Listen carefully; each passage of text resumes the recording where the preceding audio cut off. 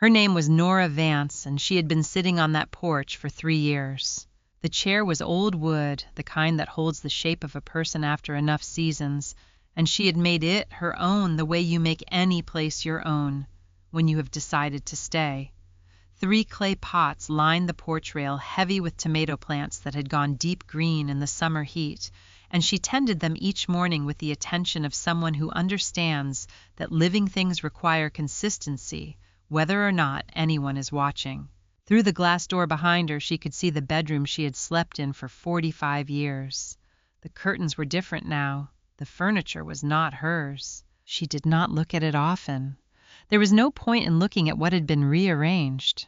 What mattered was what had not changed, and what had not changed hung around her neck on a thin cord, the way it had hung there since the morning of June 14, 1974, when a quiet man named Calvin Vance had pressed a brass key into her palm at her wedding and said only, "This is yours now. Keep it close." She had kept it close for 48 years. She had never once been asked about it. Her fingers found it now without looking down.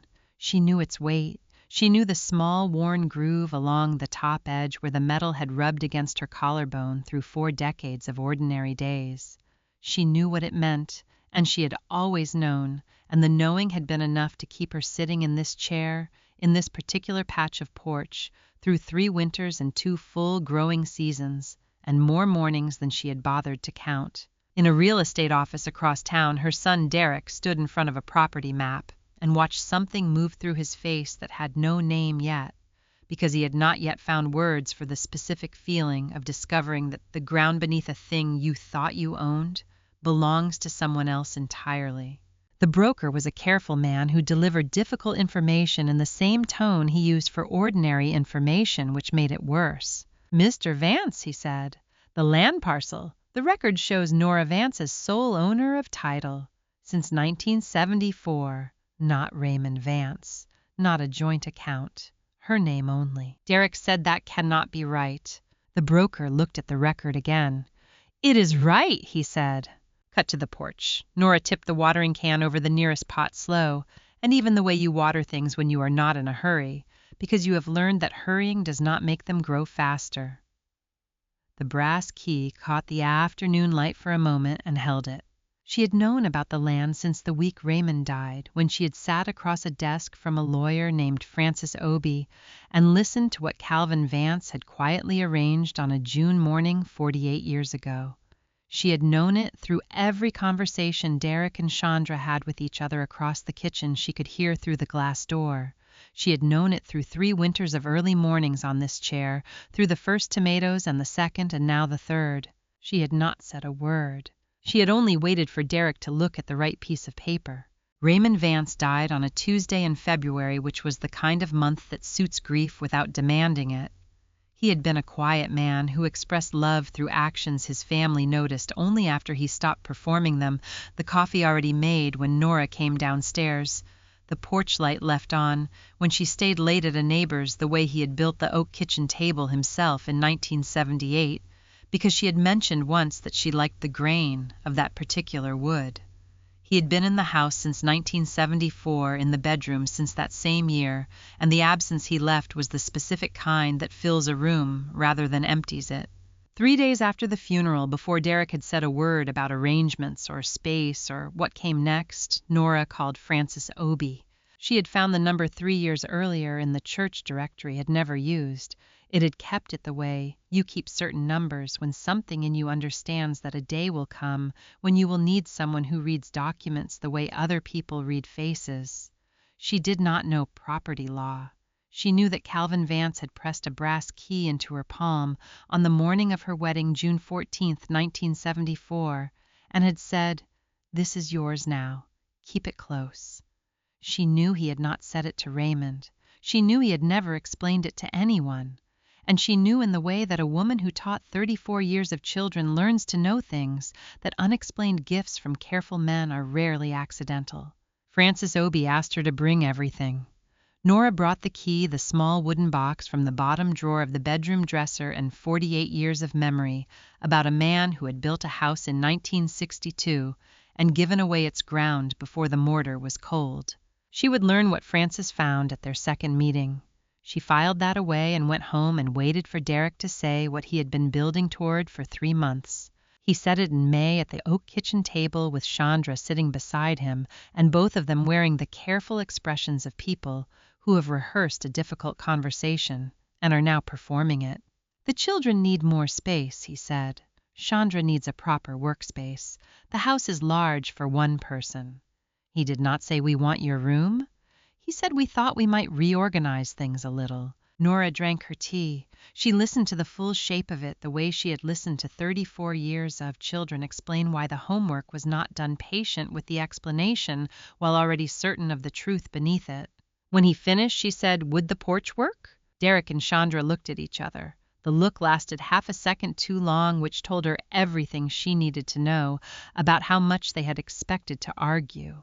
"Are you sure?" Derek said. "It is only the porch." Nora completely. "There is enough room to grow tomatoes." No one at the table understood that sentence was about more than tomatoes. She went upstairs and stood in the bedroom one last time. 45 years in this room, 45 years of the same window, looking out on the same yard where Calvin's apple tree still stood in the far corner, where Raymond had painted the fence white in 1985 and touched it up every 3 years without being asked. She did not let herself be sentimental about the curtains or the particular angle of the afternoon light. She went to the bottom drawer of the dresser and took out the small wooden box. Inside was a roll of old paper tied with red cord. Calvin Vance had given it to her in 1991, the last winter of his life, pressing it into her hands in the particular way of a man distributing what matters before he no longer can. "Keep this," he had said. "Don't show anyone unless you truly need to." She had kept it for 28 years without needing to. She placed the box in a cloth bag, rested her palm flat against the bedroom wall for a moment, and walked out to the porch. Derek had set up a folding bed. Chandra had added a small dresser. It was as Derek had said, only the porch. Roof overhead walls on 2 sides, enough shelter from the Ohio spring. Nora looked at the tray of seedlings she had brought out that morning, 3 clay pots lined along the porch rail, the first small green shoots of the tomato variety she had been growing since 1975, from seeds she had kept herself. She set the wooden box in the bottom of the small dresser. She arranged the pots in the afternoon light. Eunice Tate from next door appeared at the fence. "Mrs. Vance, you all right?" "I am planting tomatoes," Nora said. "Trying a new variety this year." Eunice looked at her for a moment with the particular attention of a woman who has been a neighbor long enough to know when something is not being said. "Then I will bring tea Thursday." "That would be good," Nora said. That night she lay on the folding bed and looked at the ceiling while the light from the living room moved through the glass door, and the sound of the television and the children and the ordinary noise of a house occupied by people who believed it was theirs came to her in the dark. She touched the key at her throat. The brass was warm from her skin. "Calvin," she thought, "did you know this was coming?" The apple tree stood in the yard, bare-branched in the May dark, saying nothing. The tomato seedlings stood in their pots on the porch rail, very small and very straight, saying nothing either. But they were there, and so was she. If stories like this matter to you, stories about quiet people who were dismissed but never truly defeated, this channel was made for you. Subscribe so you do not miss what comes next. The tomatoes flowered in June. Nora had grown this variety since 1975. Saving the seeds herself each fall in small paper envelopes she labeled in her teacher's handwriting and kept in the bottom of the wooden box alongside Calvin's document. She knew their schedule the way she knew the school calendar she had followed for 34 years, which is to say completely and without consulting anything. They would flower in June, set fruit in July, and ripen in the last weeks of August if the summer was cooperative, which Ohio summers sometimes were and sometimes were not. She arranged the porch the way she had arranged every classroom she had ever taught, in which was to say with intention and without waste.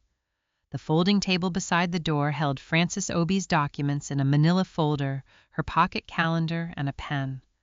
The 3 clay pots occupied the rail in a full morning light. The old wooden chair faced the yard. the apple tree visible from it at the far corner, the one Calvin had planted in the spring of 1965, 4 years before Derek was born, into a house that was already older than he would ever understand. Frances called every Monday at 9. The calls lasted 5 minutes. Frances did not believe in longer calls when 5 minutes contained everything necessary. In July, she reported that the land title had been confirmed under Nora's name, sole ownership recorded in the county deed book on June 22, 1974, 3 days after the wedding. In August, she called with something different in her voice, the particular quality of a lawyer who has found something she was not entirely expecting to find. "Mrs. Vance," she said, "I located both witnesses to the Calvin Vance document. One of them is your neighbor." Nora was quiet for a moment.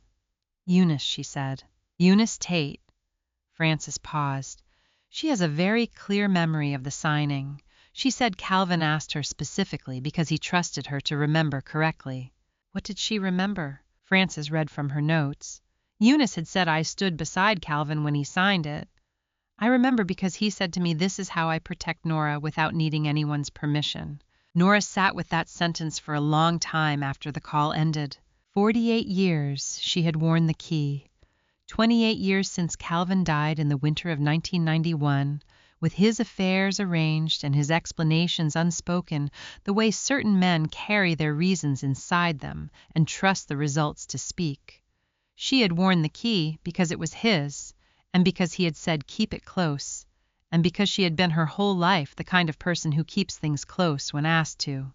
She had not known the sentence that went with it until this August morning on a porch in Ohio, sitting in a wooden chair with the tomatoes flowering on the rail.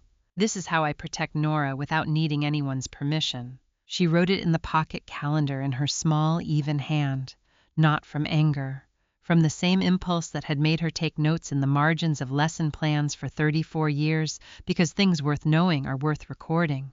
The first tomatoes ripened on a Wednesday in late August. She picked 2 of the best ones and carried them inside to the kitchen. She set them on the oak table Raymond had built, the one that still had the small scar near the edge from a dropped pot in 1989 that Raymond had never sanded down because he said it gave the table a story. She put a small piece of paper beside them. From the porch, she signed it the way she had signed 34 years of report cards, Mom. That evening she heard Chandra's voice through the kitchen window, which was open in the August heat. "She keeps leaving tomatoes on the table," Chandra said. "Derek, leave her alone." Chandra said something else that Nora did not catch fully, only the shape of it, the dismissive falling tone of someone talking about a person they have already filed away as a minor inconvenience rather than a continuing presence. Nora went inside and wrote in the calendar August Wednesday. "First tomatoes." Chandra referred to me as that woman. She did not write it from hurt. She wrote it the way she had written the date of every parent conference, every student incident, every meeting where something was said that would matter later. Her 34 years had taught her that the things people say when they think they are unobserved are the truest record of what they actually believe. October arrived, and she wrapped the pots in burlap against the coming cold, tucking the crowns of the plants the way you tuck anything living that needs to last through a hard season. Neighbors passed and saw her working and stopped to ask. Eunice explained Mrs. Vance is growing tomatoes on the porch. Someone asked why she didn't come inside. Eunice said she likes the fresh air. It was the official version, brief and unremarkable, and no one pressed further because it answered the question well enough to satisfy a passing curiosity. In November, Frances called with a decision to present. "We are ready to file," she said. "The documentation is complete, but if we file now, they will know within weeks. Or we wait. Your choice, Mrs. Vance." Nora looked out at the yard. The apple tree had gone bare. The fence Raymond had painted white in 1985 was still holding its color reasonably well, the way things hold when they were done right the first time. "I want to wait," she said, "until they try to sell." "Frances, do you think they will try to sell?" "Derek had debt before Raymond died. I watched him manage it for 3 years before the funeral. He will try to sell. The only question is when." Frances said nothing for a moment. "Then all right, we wait." The tomato plants were wrapped and resting. The file was complete and waiting. Nora sat in the wooden chair as November settled over the yard. Her coat buttoned the brass key warm against her chest, and looked at the tree Calvin had planted the year before Derek was born, and thought about a man who had arranged something in 1974 for a reason he had explained to exactly one person briefly, and only once. He had not protected her from something that had already happened. He had protected her from something he had understood with the long patience of a man who had built things with his hands and knew how long they last and what they require, was the kind of thing that would come eventually to a family with property and debt and people in it who had stopped seeing each other clearly. He had seen it clearly enough for both of them. Next year, Nora thought, she meant the tomatoes. She meant everything. The tomatoes came back bigger in the second year. She had saved the best seeds from the August harvest, dried them on paper towels on the porch table through September, labeled them in envelopes the way she had always labeled things, and planted them again in May when the Ohio soil had made up its mind about the season. By June, they were already taller than the first year, reaching past the porch rail into the morning light with the confidence of plants that know the ground they are in. Frances called on the first Monday of June. "The filing is complete," she said. "Both witnesses have signed their confirmations. The county has reviewed the preliminary documentation. I need one word from you, Mrs. Vance, now or wait." Nora looked at the tomato plants. "Derek has not tried to sell yet," she said. Frances paused the way she paused when she was choosing her next words carefully. "Mrs. Vance, you understand that you are sitting on your own land while waiting for your son to attempt to take it." Nora said, "That is why I am sitting firmly." In April, Derek had lost his position when the company reduced its staff. The debt he had been carrying before Raymond died had not reduced with it. Eunice had mentioned on a Thursday, in late April, with her tea going cold in the cup, that she had overheard Chandra in the back garden on the phone, something about market values and comparable properties and what the timing might look like. Nora had thanked her and gone inside and written in the pocket calendar, April Thursday. Chandra called a real estate agent. She had been waiting for that entry for a year. Frances had explained the legal foundation to her 3 times across 18 months each time, with the patience of a woman who understood that clarity is not condescension. The land beneath the house had been transferred to Nora directly by Calvin Vance in 1974 through a deed of gift, a document with specific legal standing registered with Greene County, Ohio, naming Nora Jean Vance, born Harper, as sole owner of the parcel. Raymond had not known. He had owned the house in a general sense of the word, the way people own things they have lived in long enough to stop examining. He had never thought to look at what was underneath it. Derek had never thought to look either, because it had not occurred to him that looking was necessary, which was the precise gap Calvin Vance had been counting on. The house stood on Nora's land. Under Ohio law, a landowner who maintained continuous uncontested occupancy of a property for 3 years while holding documented title to the underlying parcel had grounds to convert full property ownership. The condition was unbroken residence, no gaps, no departures that could be read as abandonment of claim. 3 years. When Frances had first explained this, Nora had sat across the desk and said nothing for a moment. Then she had asked one question: if I leave, does the clock reset? Frances had said yes. Nora had said then, I will not leave. This was the reason she had agreed to the porch without argument. Not because she had no choice, because the porch was still the property. The porch was still continuous occupancy. Derek had moved her out of the bedroom and directly into the legal condition she needed to satisfy, and he had done it while she sat at the kitchen table and drank her tea and said completely what she had meant in a way he was not equipped to understand. In August, Frances mailed her a copy of the deed of gift. It arrived on a Tuesday, and Nora opened it at the porch table with the tomatoes behind her shoulder, the afternoon light coming in at the low angle of late summer. The paper was a reproduction of the original county record crisp from the office printer, but carrying in its content the weight of a Tuesday morning in June 1974, when a man had done something quietly and completely without announcement. Nora Jean Vance, née Harper. Parcelle description, legal address, transferred in consideration of love and affection. Signed Calvin Vance. Dated June 14, 1974. notarized and recorded at 9:17 in the morning. The wedding had begun at 2 in the afternoon. He had gone to the county office before the ceremony while the family was dressing and the florist was arranging things in the church hall, and he had registered the deed and come home and stood at the back of the church and watched his son marry a woman he had trusted from the first time he met her.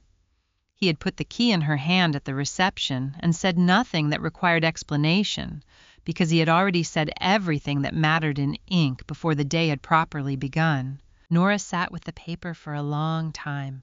The key was warm at her throat the way it was always warm. She had worn it for 46 years, as a piece of jewelry, as a connection to a man she had respected, as a habit of the body.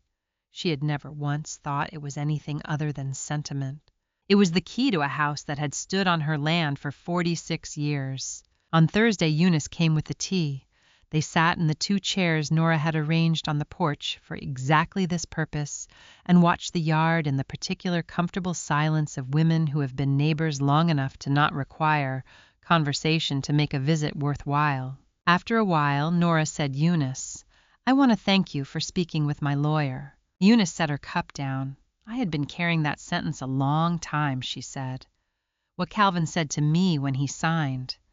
I always thought when it needed saying it would find its moment." Nora nodded. "He was a careful man," Eunice said. "He was," Nora said. They finished their tea. The tomatoes were doing well. The apple tree at the far end of the yard stood in the late afternoon light, the way it had stood in every season since 1965, unhurried and unbothered and deeply rooted in ground that had always belonged to one person and one person only. In September, Nora called Frances. "May 2022, she said. "That is 3 years from when I moved to the Porch. We file in May 2022. Frances, the anniversary of when you moved out. Nora, the anniversary of the day. Calvin put my name on the land." A pause. Then Frances said, "I will have everything ready. Before we go further, I want to ask you something. Has someone ever underestimated you or someone you loved and later had to face what they missed? Tell me in the comments. I read every single one." She planted the 3rd year's seeds on a Saturday morning in March, the same variety she had been growing since 1975, the ones whose seeds she saved herself in small paper envelopes and stored through winter in the bottom of the wooden box beside Calvin's document. She had grown this variety for 47 years and knew its habits the way she knew the habits of the children she had taught, which is to say, she knew what it needed and what it would do, and what to watch for when something was not right. Frances called on Monday morning. 7 weeks, she said. 7 weeks from today is 3 full years. The filing is complete and waiting. Nora looked at the seed trays on the porch table, the first small signs of green just beginning in the dark soil. "Good," she said. That evening, Derek came home with a folder under his arm. She could see him through the kitchen glass, sitting at the oak table, with Chandra, the folder, open between them. The cover had a logo she recognized from the signs she had seen on lawns in the neighborhood for the past 2 years. Not a work folder, a real estate folder. He came out to the porch after dinner. "Mom," he said, settling into the chair he used when he wanted the conversation to feel casual, "we have been looking at some options for the house." "What kind of options?" "Selling. Getting somewhere smaller, more practical, better for the whole family." He said it in the reasonable tone of a man who has rehearsed the reasonable tone.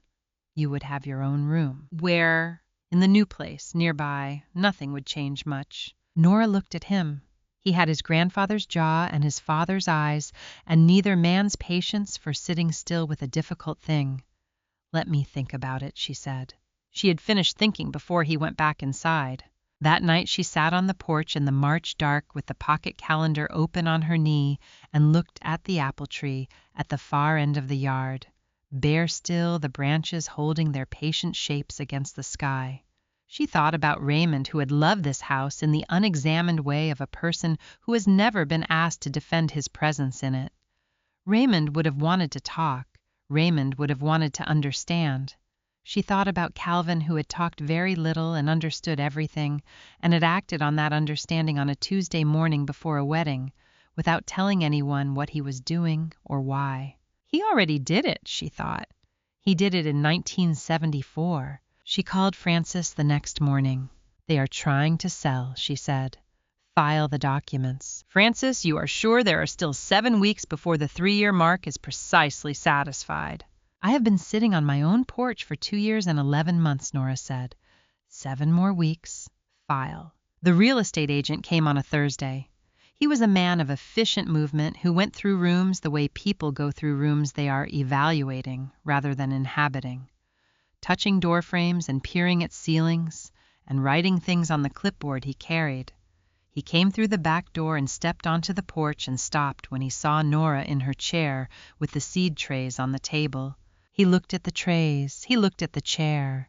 He looked at her with the mild surprise of a man who had not accounted for her in his mental map of the property. Are you, he said, a tenant? Nora looked at him steadily. I am the person who has lived here since 1974, she said. He wrote something on his clipboard. Right, he said, and went back inside. She watched him move through the kitchen through the glass door, and she felt no particular urgency about any of it because the document she needed was already at the county office, and the date it would be processed was already set, and the man with the clipboard was conducting an assessment that would not in the end lead anywhere he expected. The for sale sign went up on Friday afternoon. 2 men in a company truck drove stakes into the front lawn and fitted the sign between them and drove away.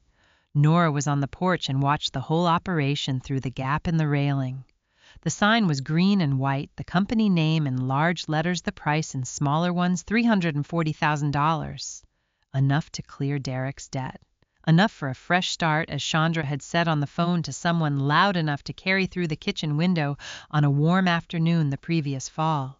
Behind the for sale sign at the far end of the side yard, visible from the porch corner, the apple tree stood in the early spring light exactly as it had stood in every March since 1965. It did not appear to have an opinion about the sign. Francis called the following Monday. Filed and accepted, she said.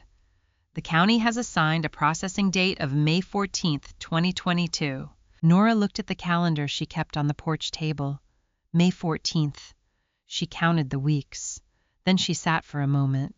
Francis, I should tell you the date was assigned by the clerk's office based on their schedule. I did not request a specific date. I know, Nora said.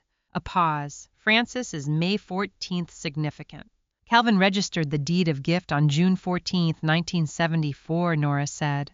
The 14th of the month he gave me the land.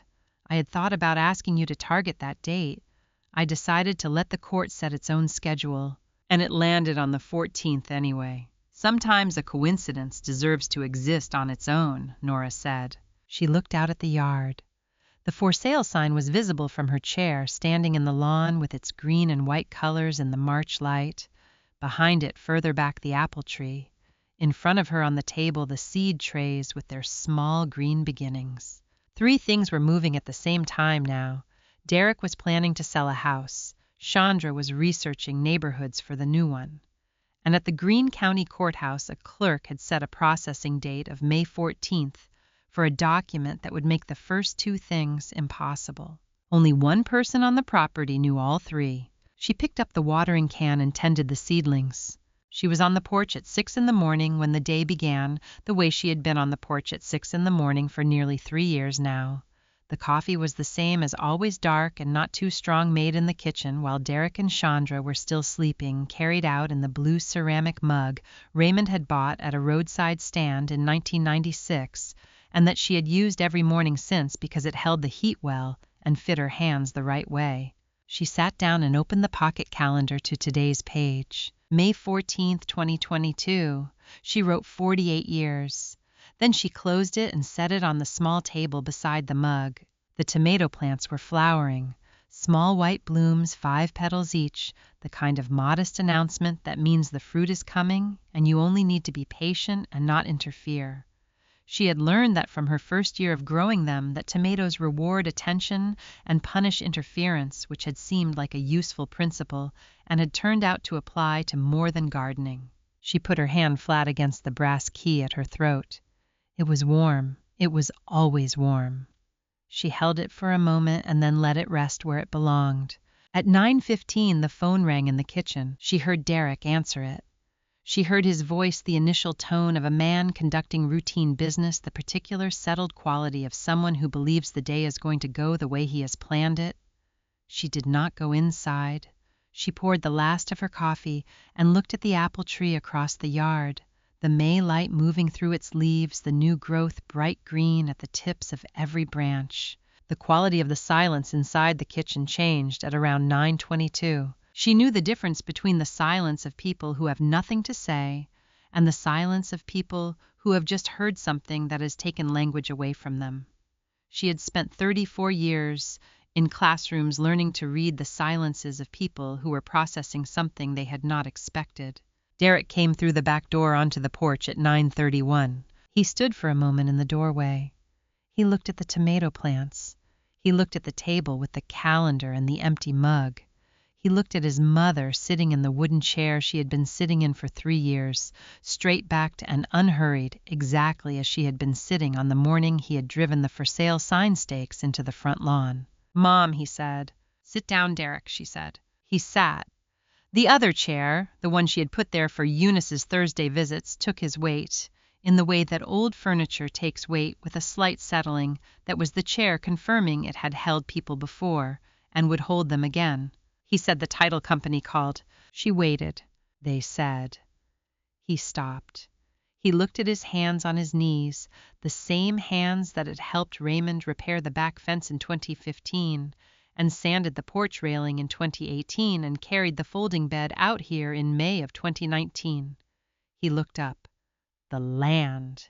They said the land is in your name. It has been since 1974, Nora said. And the house. They said there was a filing, a conversion. He said each piece of information, the way you say things when you are trying to establish that what you heard was actually real. That as of this morning, the house is also in your name. Yes, she said. He was quiet for a moment, the particular quiet of a man sitting with the full shape of something. How long have you known? Since 3 days after your father died, she said. 3 years. 3 years, she said. He looked at the yard. The for sale sign was visible from the porch corner, green and white in the May morning, the company name legible from here. Nora did not look at it. She had seen it every day since March and had felt nothing in particular about it, because a sign on the lawn of a house that belongs to you is simply a sign on your lawn. You could have told me, he said. Nora looked at her son. He had her father-in-law's jaw and Raymond's eyes and his own particular talent for arriving at conclusions after everyone else had already left the room. You could have not taken my bedroom, she said. She said it without heat, not with coldness either, with the tone of someone who has said a true thing and is simply leaving it where it lands, not picking it up again, not softening it, not explaining it further.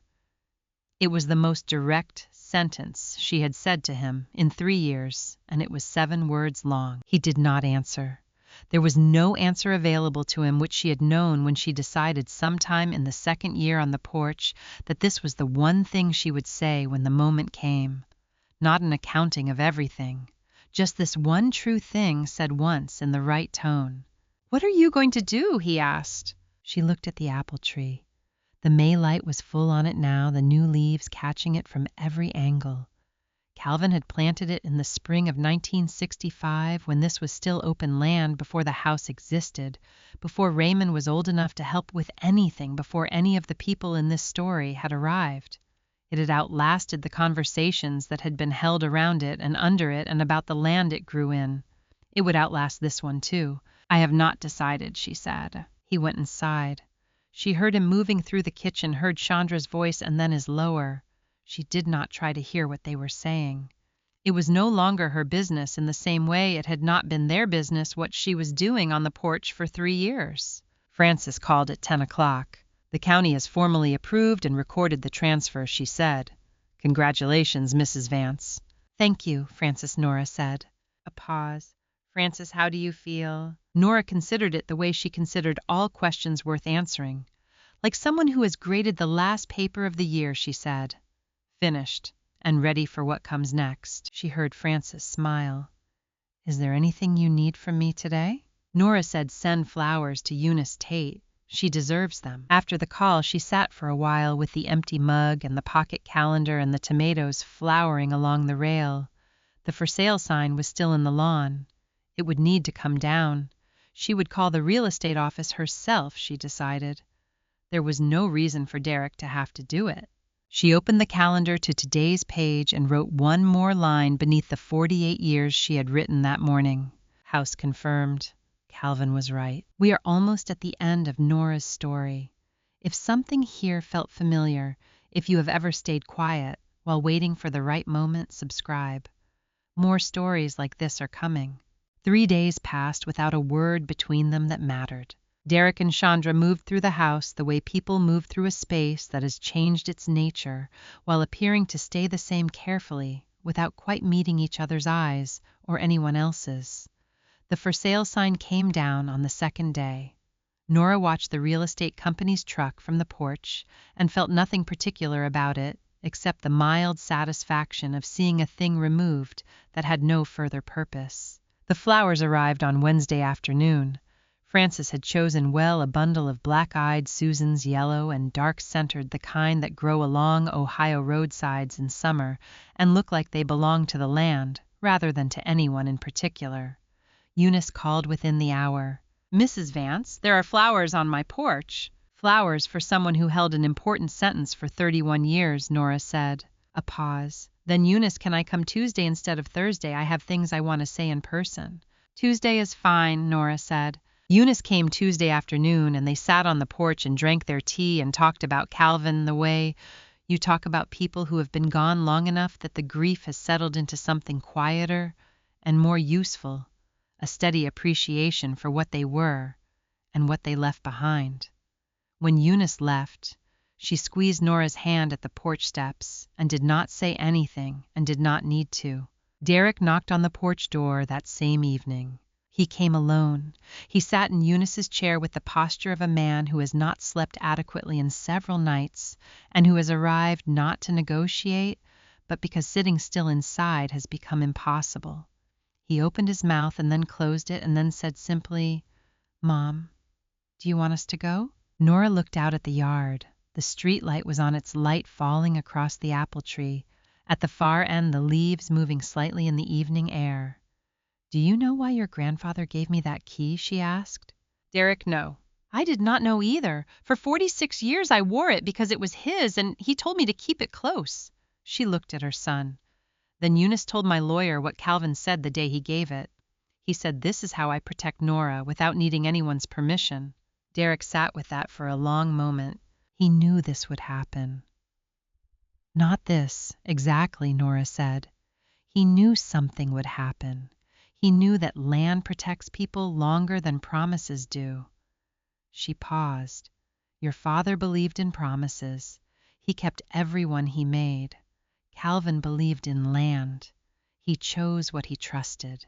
Derek looked at the yard, at the apple tree his grandfather had planted before he was born, in ground his grandfather had registered in his mother's name on the morning of his parents' wedding, while everyone else was arranging flowers and adjusting their clothes. The full shape of it was arriving in pieces. She could see the way understanding arrives when it has been delayed long enough. "You could have used this from the beginning," he said. "You could have stopped everything before it started." Nora said yes. "Then why didn't you?" She looked at him directly.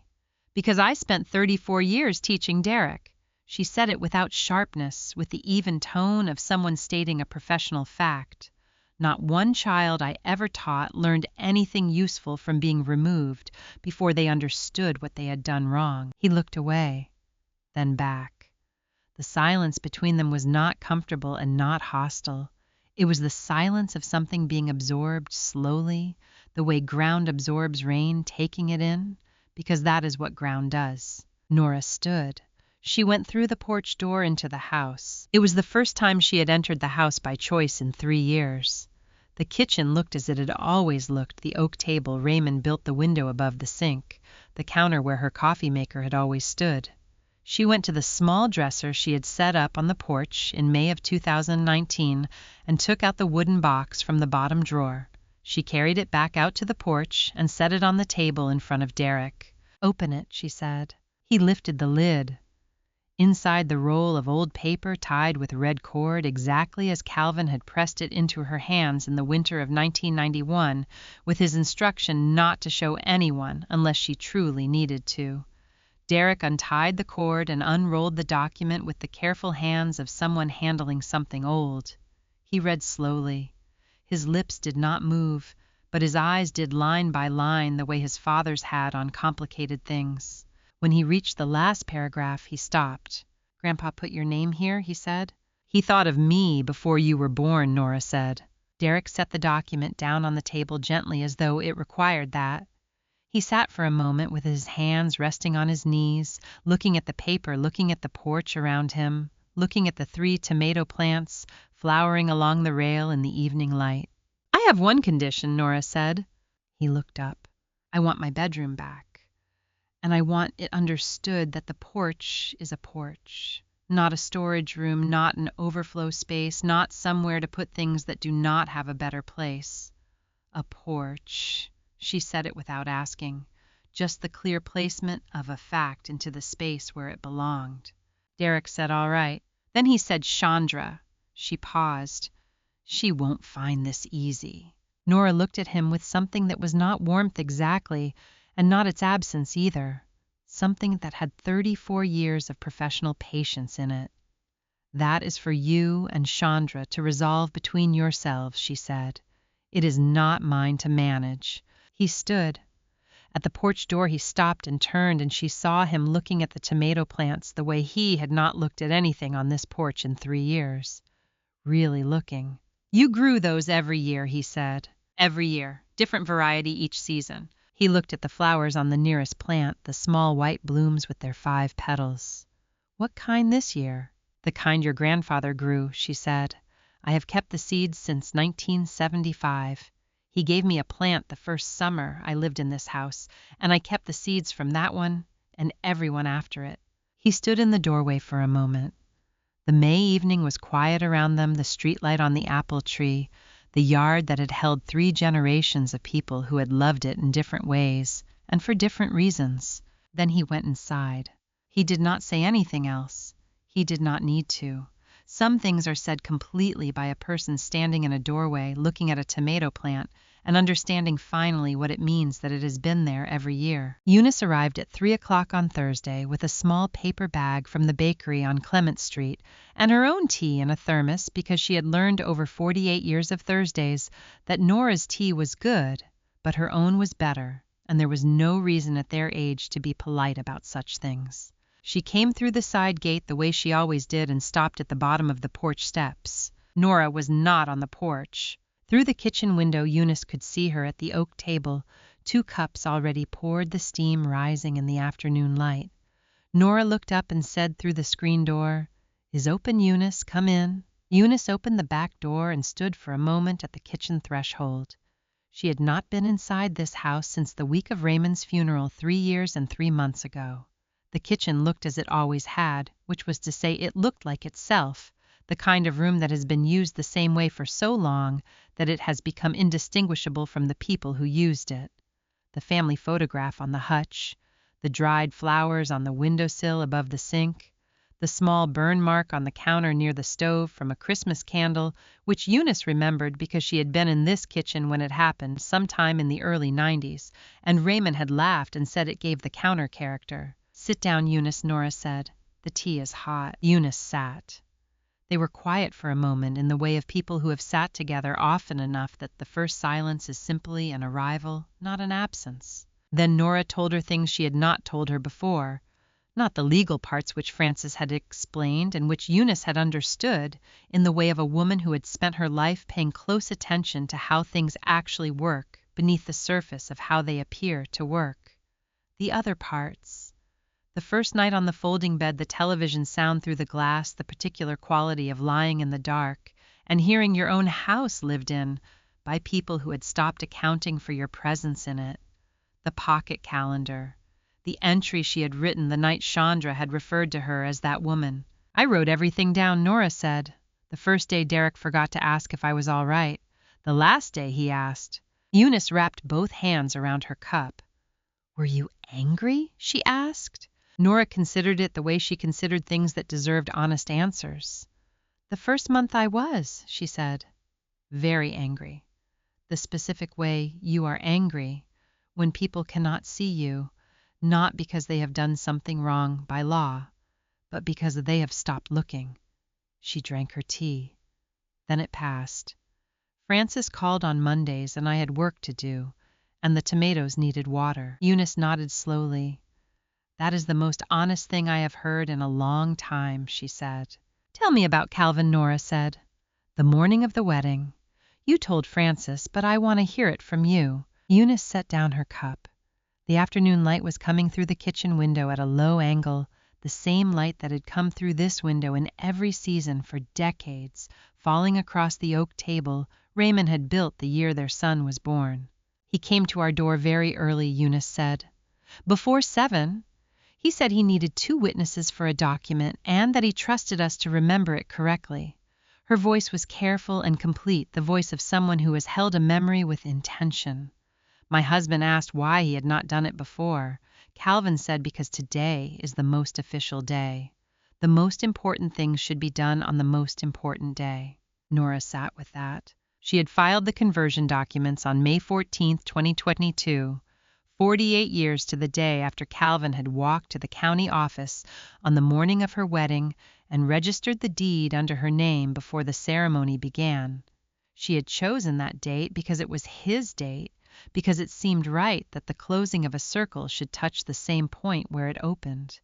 But she had not known until this moment that he had chosen it deliberately, that he had stood in Eunice's doorway before 7 in the morning and said the most important things should be done on the most important day, and meant it as a principle, not just a schedule. He would have liked knowing that she said quietly, "Eunice, has Derek come to talk to you?" "He has." "Did he understand?" "Enough to begin," Nora said. "The rest he will understand when he is ready for it." "And Chandra?" Nora looked at her cup. "Chandra is Derek and Chandra's matter. I was not her teacher." Eunice laughed. It was the laugh of a woman who has known another woman for 48 years and knows exactly where the dry humor lives and when it will appear. They finished their tea and ate the pastries from the bakery and talked about things that had nothing to do with deeds or filing dates or the last 3 years, because there are things that need to be talked about after difficult things have ended. And those things are usually ordinary things, the bakery, the weather, whether the apple tree would need pruning in the fall. When Eunice stood to leave, she looked around the kitchen once more. "I have missed this room," she said. "I know," Nora said. At the door, Eunice squeezed her hand, and then she was gone.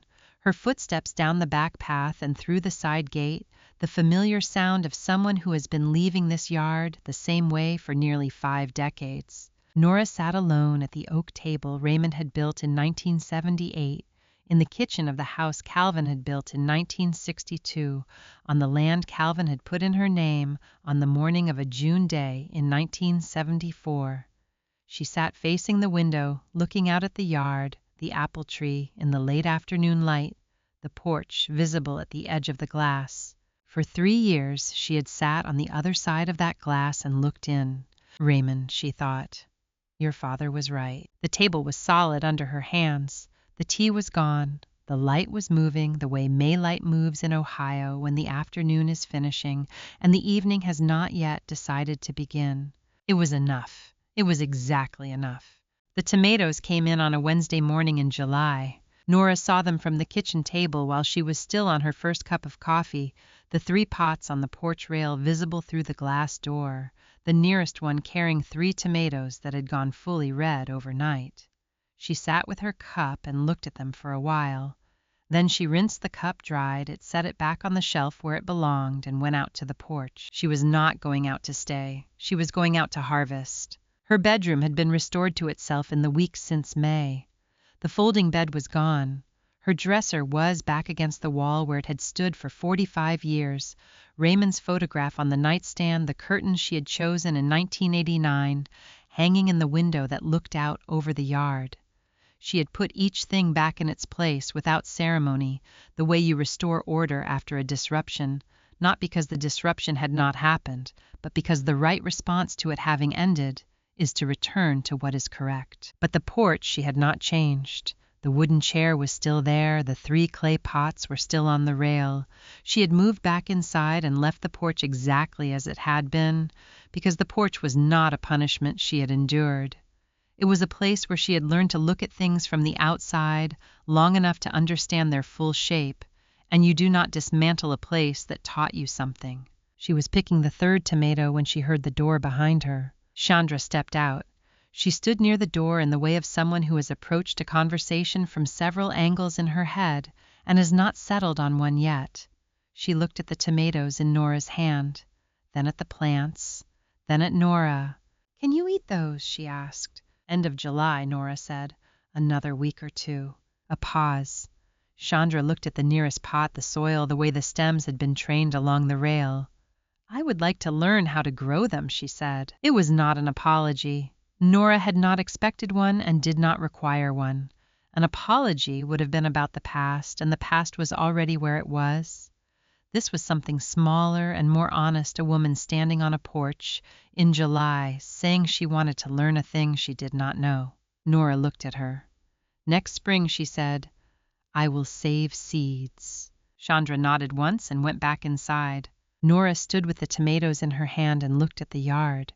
The apple tree was full-leafed in the July heat, deep green, the kind of green that belongs to trees that have had decades to go deep into their ground.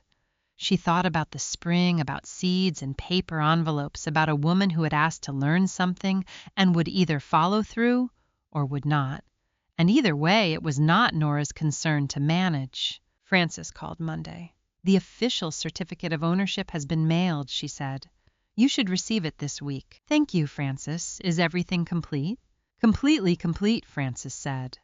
"Congratulations, Mrs. Vance. Nora said I want to tell you something before we finish." She paused, finding the right shape for it. "Calvin protected me for 48 years without explaining himself. You helped me for 3 years without questioning my decisions. I do not know how to thank either of you in a way that is equal to what that meant." Frances was quiet for a moment. "Then you do not need to find a way. This was the right thing to do. That is sufficient reason." The certificate arrived on Thursday in a white envelope from the Greene County, Ohio Recorder's Office official, and plain, the kind of envelope that contains things that matter precisely because they are unadorned. Nora opened it at the kitchen table alone in the morning. Nora Jean Vance, 412 Hawthorne Drive, Land and Improvements. Effective date May 14th, 2022. She read it once. Then she folded it along its original crease and carried it upstairs to her bedroom and opened the bottom drawer of the dresser where the small wooden box had lived before she brought it out to the porch in 2019 and where it had been returned since May. She lifted the lid. Inside the roll of old paper with the red cord, Calvin's document, 48 years old and still completely legible. She placed the certificate beside it, new paper next to old paper, both of them saying the same name, both of them in the same box, in the same drawer, in the same room where she had slept for 45 years. She closed the box and put it back and shut the drawer. That afternoon, Eunice appeared at the side gate, not on a Thursday, just passing the way. Neighbors of long acquaintance move between each other's properties, as though the boundary is a suggestion rather than a rule. She looked at the porch rail. "The tomatoes are red," she said. "Nora, do you want some?" "Eunice, bring them inside. I will make a salad." They picked what was ripe and carried it in together. Nora and Eunice through the back door into the kitchen, setting the tomatoes on the oak table Raymond had built the year their son was born. Eunice found the cutting board in the same drawer it had always been in. Nora found the olive oil. They worked without instructions, the way people work in a kitchen they have known long enough that the kitchen itself remembers where everything is. The July light came through the window above the sink at the particular angle it reaches in the afternoon, warm and direct, landing across the table, and the tomatoes and the hands of 2 women who had been neighbors for 48 years and had both in their different ways understood the value of staying. They ate at the table and talked about the summer and the heat, and whether the apple tree would need water if August came in dry the way it sometimes did. That evening Nora went upstairs at her usual hour. She washed her face, turned down the bed, set her book on the nightstand. Then she reached behind her neck and unfastened the cord. She had worn the brass key for 48 years. Through Raymond's life and after it. Through 3 winters on the porch and 1 long, careful waiting. She had worn it because Calvin had told her to keep it close, and she had kept it close until it had done what it was there to do. She set it on the nightstand beside the book, not because she was finished with it, because it had earned its rest, because the house was in her name and the drawer held both documents and the tomatoes were red, and the cord had been around her neck long enough. She turned off the light. Through the window the street light, the apple tree, the porch with its 3 clay pots in the summer dark. The apple tree had been there since 1965. It did not know about deeds or filing dates or the particular silence of a porch in November. It only knew the summer was full and the fall was coming and the spring would follow after. That was enough. That was all it needed to know. That was all Nora needed to know now, too. She had sat on that porch for 3 years. Not because she had no choice, because the tomatoes needed direct light, and because a legal condition required continuous presence, and because people do not learn anything true when you remove yourself before they have had time to see what they have done. Calvin had put the key in her hand in 1974 without explaining. She had worn it for 48 years before understanding its full meaning. Sometimes the best protection does not come from the person standing beside you. It comes from the person who stood in the right place at the right time and left the right thing in the right hands 48 years before you needed it. The brass key rested on the nightstand. The house stood in her name. The tomatoes were red on the porch rail. And Calvin's apple tree stood in the yard unhurried and untroubled the way things stand when they have been planted correctly and given enough time. Thank you for staying with Nora until the end. If her story touched something in you, share it with someone who needs to hear it today. And if you have not subscribed yet, this is the right moment. More stories like this are coming. Do not miss them.